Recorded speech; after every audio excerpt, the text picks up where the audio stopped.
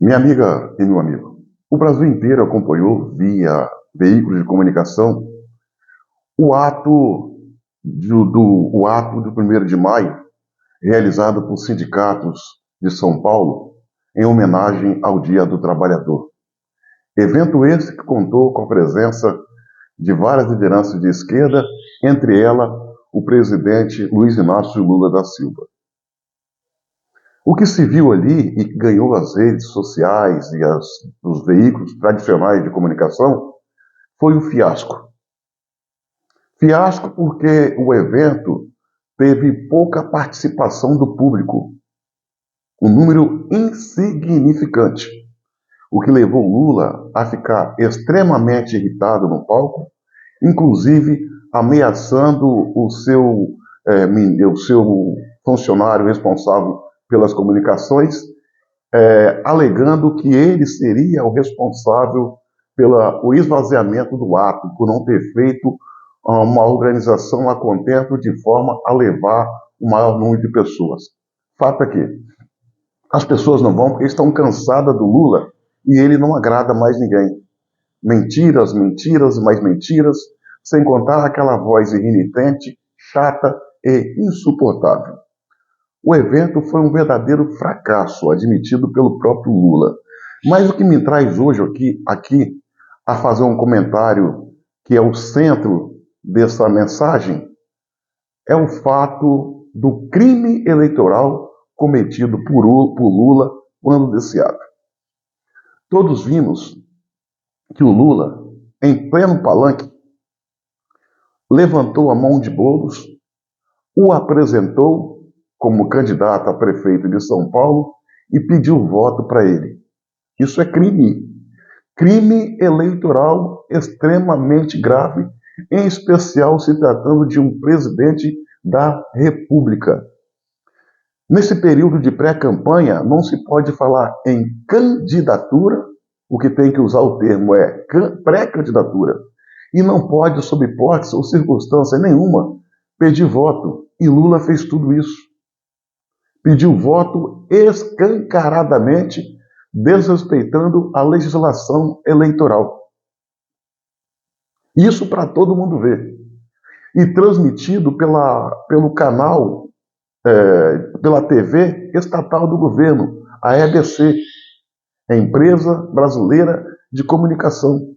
A situação foi tão grave que o próprio Lula, o governo Lula, decidiu determinar que as imagens às quais ele pedia voto deveriam ser excluídas da TV. Olha, Lula comete um crime, nitidamente, crime eleitoral de nível e grau gravíssimo. Logo em seguida, pede para apagar as imagens. Isso é Lula agravando o seu crime, praticando a obstrução obstrução da investigação, obstrução do trabalho da justiça. Isso é crime e agravante. Senhoras e senhores, não é uma coisa simples. O presidente Bolsonaro foi tornado inelegível pelo simples fato de se reunir com embaixadores, o que não daria a ele uma inegibilidade, mas foi dado pelo TSE, comandado pelo Alexandre de Moraes. Uma pena extremamente absurda. Agora, pedir voto como Lula pediu para Boulos, para prefeito de São Paulo, é infinitamente mais grave. E mesmo porque Lula é o presidente da República. E qualquer gesto, fala, qualquer coisa que ele manifeste de forma ilegal pode mexer com os resultados do processo eleitoral. Afinal de contas, ele é o presidente da República. Esse evento do 1º de maio, do qual Lula fez parte, cometeu esse crime, é um evento realizado por sindicalistas, por sindicatos. Assim sendo, não poderia ter cor partidária. Apresentar esse ou aquele político não é permitido.